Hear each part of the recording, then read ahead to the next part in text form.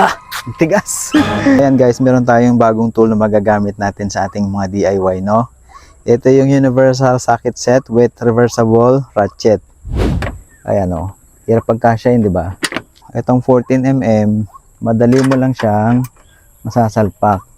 So guys, itong nandito, 8, 10, 12, 13, 17. Ito yon. Pero itong naka-install na sa kanya dito ngayon, 14 tsaka 19, okay? Ayan, 14 tsaka 19. Ayan, pag gagamitin naman natin to, ayan, sasalpak mo lang na ganyan, meron ka ng 8mm.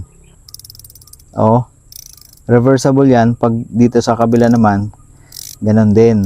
Ito namang malalaki, 17mm. Dito natin siya sasalpak sa 19mm. Ayan, okay. Ganun din, reversible din yan. Ayan, oh. Ayan guys, kung mahilig ka mag-DIY, mukhang magagamit mo to, lalo dun sa mga space na medyo masikip, na kailangan mo dukutin, no? Nandyan sa baba yung link nito kung gusto mo mag-check out.